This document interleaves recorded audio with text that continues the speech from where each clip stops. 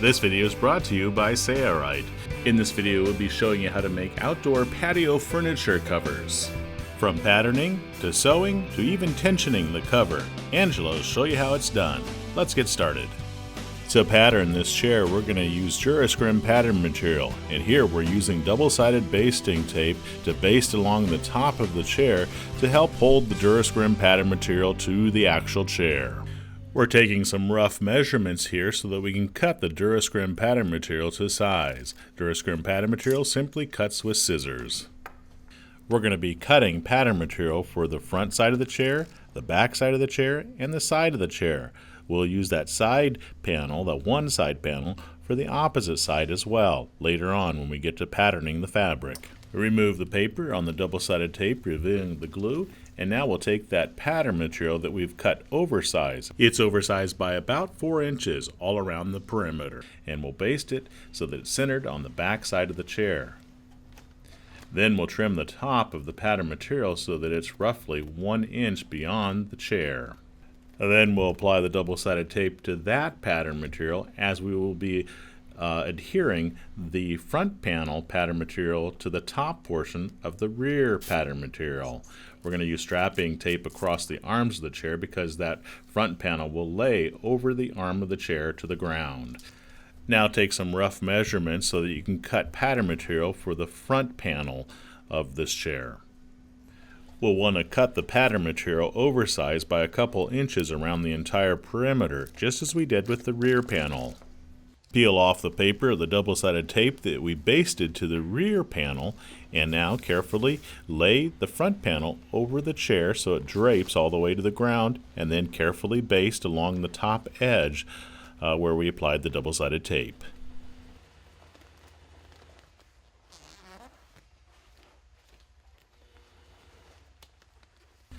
Now we'll trim that front panel so that the top edge matches the edge of the rear panel of the pattern material underneath. Angela's going to use a little bit of double-sided tape and place that on top of the arms. That will be used to help hold the front panel in place so that it's centered nicely. She's going to place it on both arms. Once the front panel is basted in place, we're going to use a Sharpie marker and mark around the perimeter of the chair. We want to mark around that perimeter at least 1 inch away from the frame of the chair. Okay, let's talk about this 1 inch perimeter. This will be the seam allowance that will be taken up when we sew these panels together. And there is no right or wrong way to do this. You just want the cover to fit fairly snug, but not so snug that it's difficult to remove and install. So give yourself at least 1 inch, but think about how the actual cover will lay on the chair, because where you're marking is where the cover will be seamed or sewn together. And where that line is placed, your actual stitching or finished cover will be approximately 1 inch smaller in from that line. Along the bottom of the chair, we're going to strike a line that is flush with the ground. We'll be adding 3 inches in a later step here for a double hem. So, along the bottom, we're not accounting for any seam allowance. Now we'll trim that front panel along those lines we just struck down.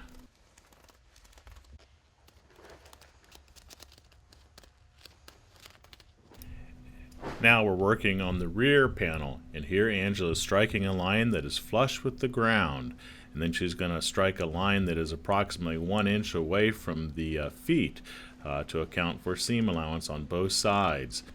Now Angela's going to take her scissors and cut along the sides of this rear panel. She's going to cut almost directly up to the top. However, you could put a slight hollow towards the center of this rear panel, which will bring the rear panel in slightly to match a little bit of the contour of the chair. There's no right or wrong way to do this. It's just up to preference. In this shot, you can see that Angela is not making a totally straight line. She's actually curving it in slightly so the cover will take on a little bit more of the contoured shape of the chair back. That will bring the back of that panel in slightly. Now we're going to apply double-sided tape to the front panel along the bottom edge. This will be used to attach the side panel. We're also going to apply double-sided tape to the rear panel along the inner edge of that as well. We'll follow the same procedure we have for the other panels. We're going to take some rough measurements here to cut a side panel that is slightly larger than the area that it needs to cover. After the side panel's cut, then we'll baste it in place, being sure that we have plenty of fabric around the entire perimeter. We'll peel off that paper, revealing the glue of the double-sided tape. Angela is doing everything on her own, however, a second helper would be quite useful for adhering this panel in its place.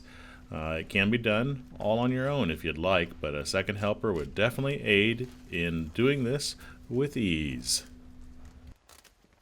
The beauty of patterning before sewing a panel together is what you pattern is what the cover will be when you're finished.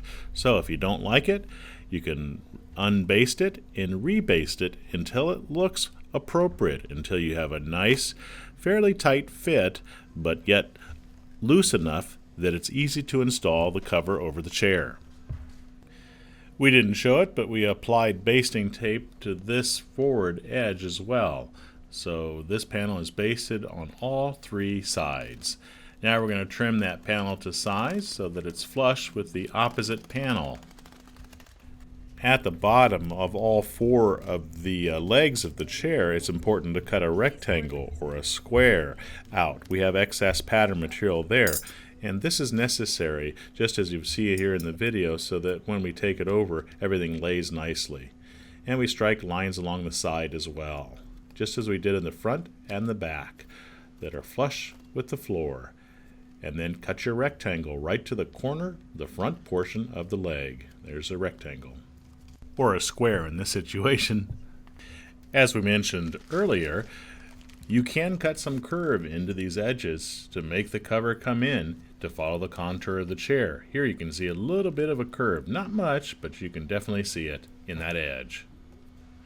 Angela's actually decided to cut a little bit more curve, so she's cutting both panels at the same time. Be careful not to make the cover so tight that it's difficult to install. I think we have plenty of excess fabric in here, so we're probably going to be fine. Now, we're not going to do the opposite side panel. We're going to use the side panel on the one end and duplicate it for that other side. She's also going to work on that corner so we have a gentle curve rather than a fairly sharp curve. You can fix anything you want at this point prior to taking it to the table and patterning the fabric. Remember that an inch of the fabric will be taken up when we sew the panels together, so be sure you have enough material that is at least an inch away from the frame. It is strongly recommended that you label the panels. This is the front side down, this is the back side, and this is the down location, and also label the side panel. The side panel will be used for the opposite side as well. This one panel will be, so we need to know which side is the outside surface. By writing on it, we'll know that. Where all three of these panels come together at the corner, we want to mark the front panel and the rear panel right where the intersection is at those locations, so we know where to start sewing and stop sewing. We'll show you a little bit of that later on in this video. The patterning is now complete. We can remove these panels from the chair. Next, we'll be using the pattern material to cut our fabric to size. However, it's not a bad idea to straighten up any jagged edges. Here Angela's using a yardstick, and then she's recutting the edge. Don't cut off too much material, but it's not a bad idea to check the pattern material out prior to patterning the fabric. Another way to check to be sure the pattern materials will look the same on each side is to fold the pattern material in half and then trim carefully. Don't cut off too much pattern material because we want the cover to not be too tight. Where we struck the line at the bottom on the floor, we're going to measure down 3 inches, mark our pattern material, and then strike a new line there. This will accommodate for a double hem that will be placed around the perimeter of the cover. We'll strike a new line underneath that other line to all of the pattern material pieces. Here we're folding that back panel in half and placing that mark we made at the junction of all three panels on the opposite side, since we didn't pattern that side. Now we have the front panel, and we're going to fold it in half as well and transfer that line on that panel as well.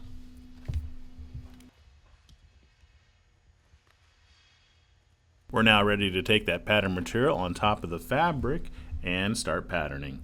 We're using a yardstick here and marking along the edge of the pattern material with a number 2 pencil. We've chosen to use the Maritime Polyester Cotton Blend Marine fabric. It's a light gray color, very inexpensive. There are other fabrics that are also available from Sayrite. Be sure to call us if you have questions about those. Angela's also going to mark at that line that was struck down at the ground on both sides, so she knows where the bottom of the panel is. It's also a good idea to label the panel. Now notice how she flipped this side panel so that it's now upside down. Notice the writing is upside down, and she's actually going to mark on this side and say this is the front left, and this is the down location, obviously where that line was struck at the bottom. And she's going to go back with her number 2 pencil and mark that fabric at the bottom, because this will not be visible, right front, so she does not get confused. Now she's going to pattern that other half. We're skipping ahead here. Now she's patterning the rear panel.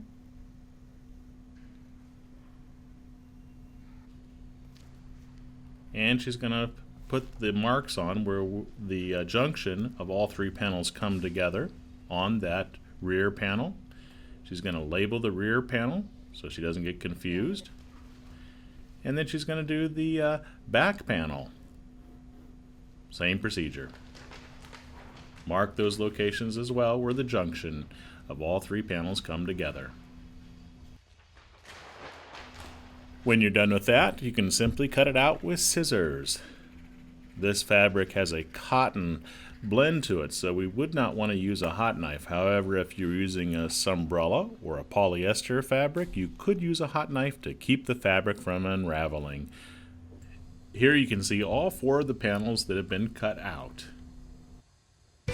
Before we can sew these panels together, we need to fold them in half and find the center of both the rear panel and the front panel. Here she's folding the front panel in half, and then she's going to mark it with a number 2 pencil right at that crease.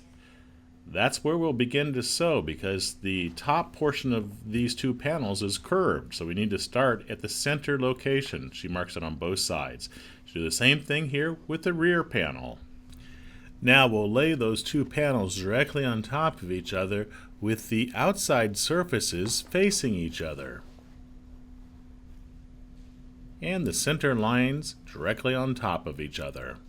We'll take it over to the sewing machine and start sewing right at that center location with those panels' edges directly on top of each other. We're going to use the deluxe magnetic guide here to keep our stitch approximately 3/4 of an inch away from the raw edge of the fabric. We're sewing with approximately a 6mm straight stitch. Notice as we're sewing, we're pulling the 2 edges so that they are flush, and we'll stop sewing at the marks that we made on the fabric. Notice those marks are not directly across from each other, so Angela's going to stop right in the center of those 2 marks. They don't have to be exactly precise. So right here, and then she does a little bit of reversing to lock the stitch in place. Alright, we've sewn the top half. Now we need to sew the opposite half. So we're going to turn the fabric so that we can start sewing from the center location, and we'll sew the opposite half of the top. As she now sews from the center location again, she'll sew all the way to those marks on the side where the 3 panels come together. And she'll stop sewing there and reverse to lock the stitch in place.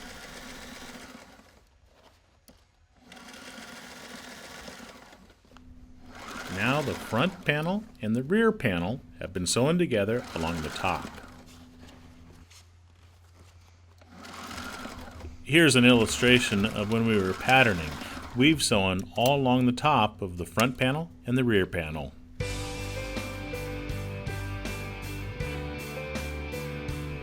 Now we're going to sew on the side panel. We're going to open up those panels so the outside surfaces are facing up. And then we're going to take the appropriate side panel and lay it so that its outside surface is facing down. And we'll position it in the appropriate orientation so the correct corner is at the junction of both the top panel and the rear panel. It is true, Angela does flip this fabric around, but you can still see that the outside surfaces are facing each other, and our labels can help in this situation because that label is the bottom edge. So now she's going to assure that this is the right corner by walking the fabric down its length. By walking the fabric down its length like this, you can be assured that the corners are exactly the same and that you have the correct corner at the junction point. Looks like all of them are perfect. Lines up just about evenly everywhere. So she's got the right corner at the right location. Angela's going to sew that side panel to the front panel first, and the side panel is on the bottom side. The front panel is actually on top. She's going to match up that corner with the junction point, and then she'll sew it just as she did earlier along the top when she was joining the front panel to the rear panel. She wants the edges of the fabric to be flush with each other, as flush as possible, and she'll start sewing right where she left off sewing when she joined the front panel to the rear panel and did that reversing at the end. And she'll reverse there and just sew down the length. You'll notice that when Angela's sewing here and when she wants to make adjustments to the fabric, she'll usually bury the needle by hand by rolling the balance wheel around. That keeps the fabric from moving under the presser foot. She makes adjustments to the fabric so the two edges are flush with each other, and she continues to sew.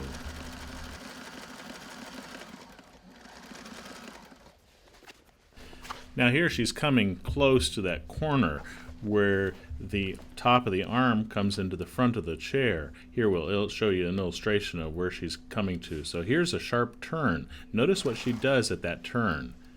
Buries the needle, rolls the fabric around so the side panel, which is underneath that top panel, is flush with the edge, and then slowly she sews around that turn.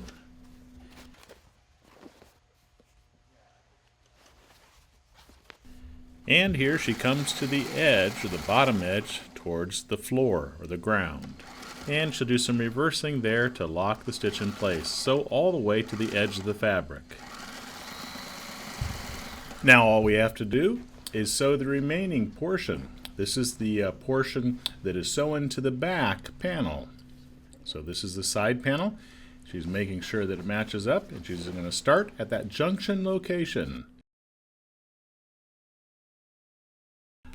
This is where all three panels come together at that corner.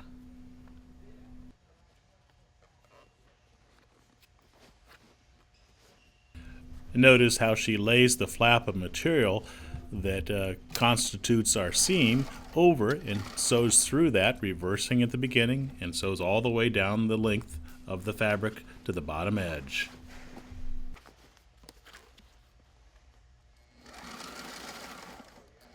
You'll notice that when we get down to the bottom edge that the panels are not directly over top of each other. They're off by about a ½ inch. That's no big deal.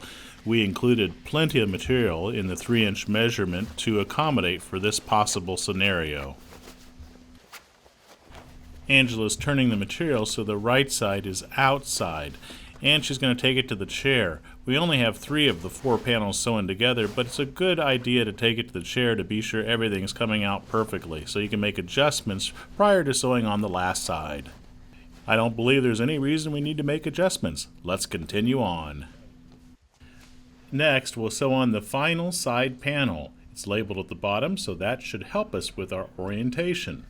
We are not going to show this process because we basically want to repeat the exact same process as we did earlier for the opposite side panel. So let's move on. Next, we're going to sew a reinforcing stitch all around the perimeter where we sewed. However, before we do that, we want to take the cover to the chair and fit it to be sure that we're happy with it, so we can make adjustments now rather than later after the reinforcing stitch is made.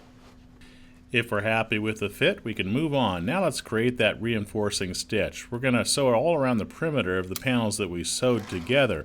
We're going to fold the material back approximately a 1/2 inch, and we're going to create an outside stitch here. We are sewing on the outside of that first stitch, so this will not show up on the outside of our cover when we're done. This will help just to reinforce that edge, and it will also keep the fabric from unraveling any more than it already has. Since we're using a cotton polyester blend, we could not use a hot knife to cut the edge to keep it from unraveling. So the reinforcing stitch is a pretty good idea to also reinforce it and to keep it from unraveling more. I think you have the principle down. Let's move on. Next, we're going to create a hem along the bottom edge of our chair cover. If any of the panels finished up and they were not even, you can trim them off. We're trimming off approximately a 1/2 inch on this one side panel because it didn't match up to the forward and the rear panel.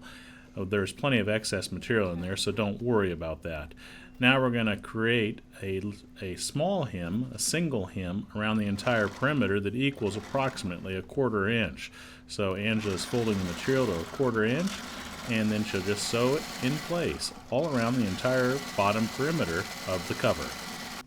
After that's done around the bottom perimeter, she's going to measure up 1.5 inch and create a 1.5 inch fold and sew that in place. So she's going to just do this by eye, which is not a bad idea because it doesn't have to be totally precise. So she's folded the material to 1.5 inches and now she'll sew almost directly on top of that first stitch that holds the first hem in place. That hem is only visible, that first stitch is only visible from the inside of the cover. The only stitch that will be visible from the outside of the cover is the one we're installing now. We're going to sew some triangular leg bottom pads to our chair cover. These will be used to help hold the cover in place and will also protect the bottom of our legs if the chair is placed on the ground. We typically make our triangular pads by cutting an 8 inch by 8 inch square and then folding it in half along its diagonal to make the triangle. So it's 2 layers, and then we cut it. Here you can see an 8 inch wide strip of fabric that Angela just keeps folding down its diagonal and cutting it along the edge of the fabric. Great way to create these pads. She needs 4 of them. We'll now take it over to the cover and position each one of these triangular pads at the corners so the tip is right along the seam that we created at the corner, as shown here in the video.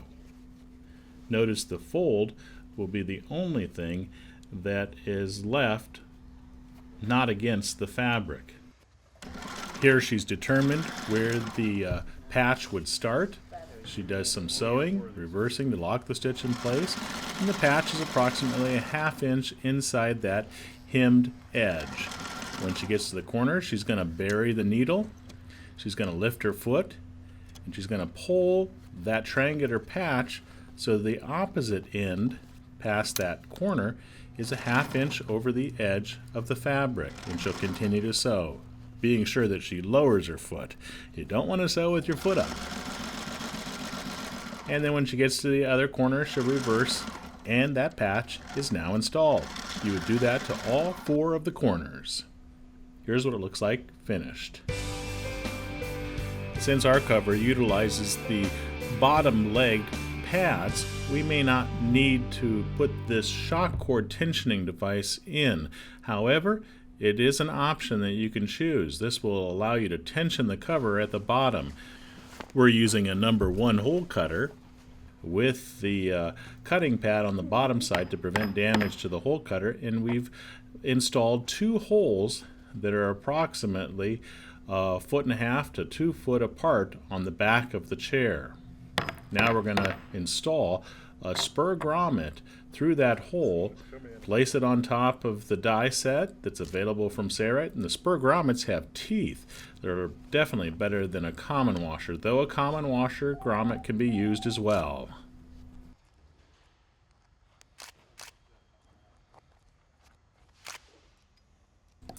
We'll place the tool through the grommet and then give it a few blows with a dead blow mallet or a heavy mallet like this. That sets the grommet perfectly.